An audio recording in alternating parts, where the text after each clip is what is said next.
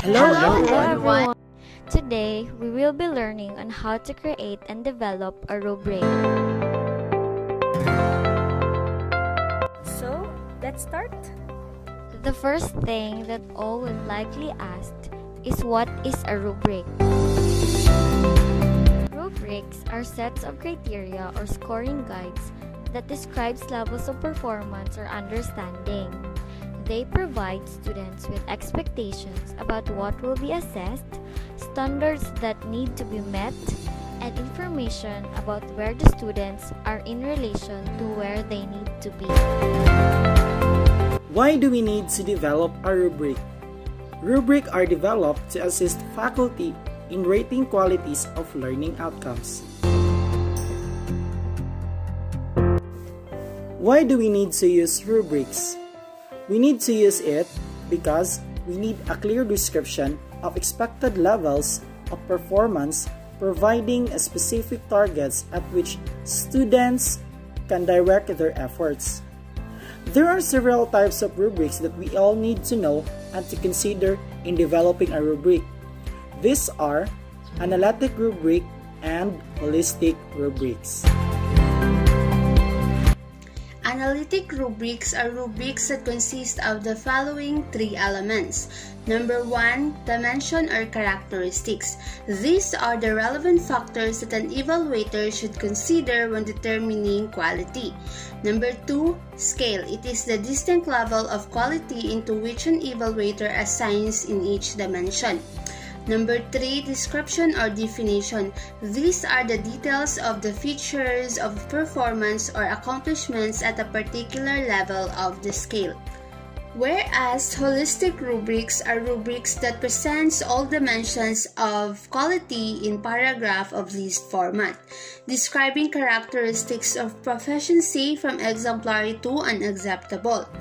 Also, in holistic rubrics, the instructor assigns one composite score instead of separate score of each dimension.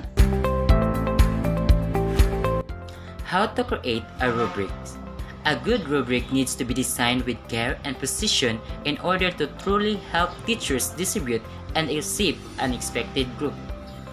Examples: you give an activity to your students in creating a drama based on the linear inequality symbols like greater than, less than, and equal.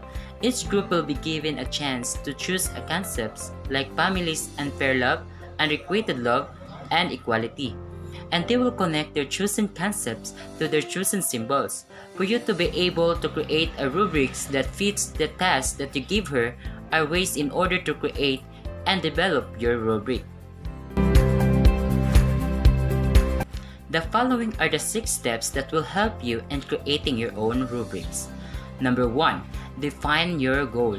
Before you can create a rubric, you need to decide the type of rubric you'd like to use that will largely be determined by your goals. Ask yourself a questions like, how detailed do I want my feedback to be? Or how do I want assess performances? Number 2. Choose a rubric style.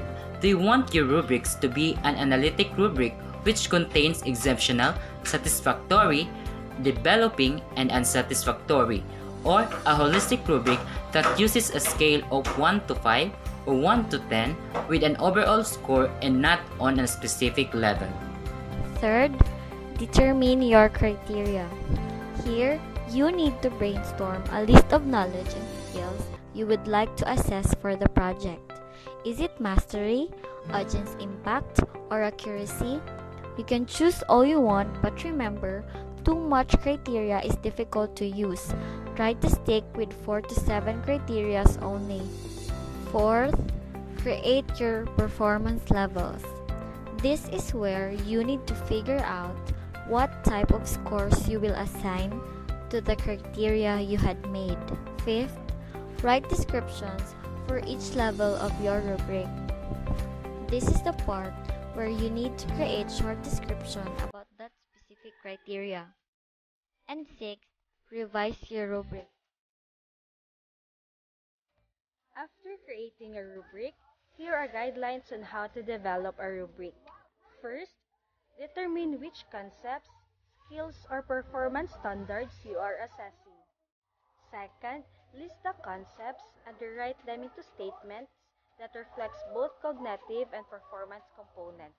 Third, identify the most important concepts or skills being assessed in the task. Fourth, compare student work to do the rubric. Fifth, revise the rubric descriptions based on performance elements reflected by the student's work. 6. Rethink your scale and differentiate if it is enough between the student's work to satisfy you. And lastly, adjust the scale if necessary. So that ends our video about creating and developing a rubric. We hope that you enjoyed and learned something from it.